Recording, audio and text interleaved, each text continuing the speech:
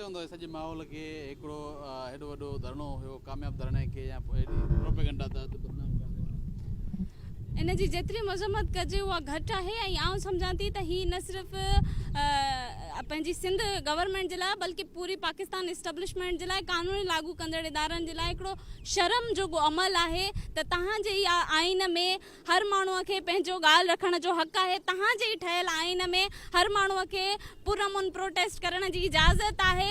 उन ते तव्हां हेॾो वेशाणे तरीक़े सां जेको आहे सो इन धरणे खे नाकाम करण जी कोशिशि कई आहे। ऐं हैरत थी अचे त उहे माण्हू जिन बल्दिया में 500 माण्हुनि खे ज़िंदा साड़े छॾियो, उहे माण्हू जिन रोडनि ते वकील मारे छॾिया, उहे माण्हू जिन बोरियुनि में बंदि थियल लाश ॾिना, उहे अॼु सिंधी माण्हुनि जे ख़िलाफ़ प्रेस कॉन्फ्रेंस पिया कनि, उहे अॼु सिंधियुनि माण्हुनि खे दहशतगर्द साबित करणु पिया अचनि। आउं चवां थी त उन्हनि खे शर्म अचणु घुरिजे ऐं आउं हिन मीडिया जे तसलसल सां उन्हनि खे बि वार्न करणु चाहियां थी त अञा बि वक़्तु आहे या मुहाजिर वारी हरामपाई छॾे करे अगरि सिंध में रहणु चाहियो था त तव्हांखे सिंधी थियणो पवंदो। अगरि तव्हां सिंधी थियो था त असांजा ॿाहिरि आयो, न त तव्हां जहिड़नि खे असां अॻ में बि धूड़ चटाई आहे ऐं हाणे बि धूड़ चटाइण ॼाणियूं था। ऐं इहो त ॿाहिरि बि सम्झी सघे थो त जॾहिं अञा इन्वेस्टिगेशन ई न थी आहे त हिननि चाचे वारनि खे कंहिं ॿुधायो त हिन केमिकल सां बाहि लॻी आहे जेको हू खणी करे ऐं मीडिया ते ॿुधाइनि था।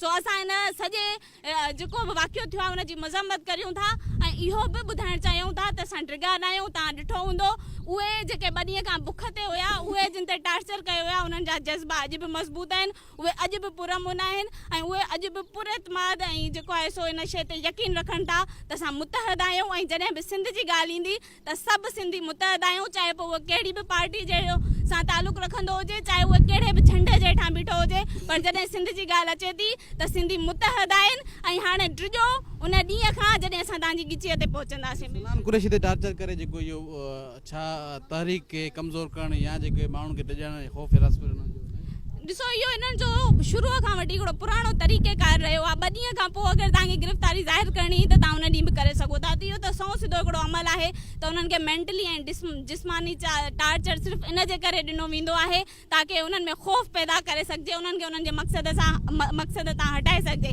पर आउं सम्झां थी त तव्हां उहो वक़्तु गुज़ारे आहियो जॾहिं तव्हां असांखे बोरियुनि में बंदि थियल लाश ॾींदा वई, असांखे ख़बर बि न पवंदी। हिन वक़्तु जदीद दौरु आहे, जदीद टेक्नोलॉजी जो दौरु आहे। हिते अगरि का मख बि मरे थी त सॼी दुनिया ताईं ख़बर पहुची थी वञे। सो हाणे तव्हांजा इहे पुराणा तरीक़ेकार न हलंदा ऐं अगरि तव्हां इहो तरीक़ो जारी रखियो त इहो तव्हांजे लाइ ॾाढो ख़तरनाक साबित थींदो। महिरबानी।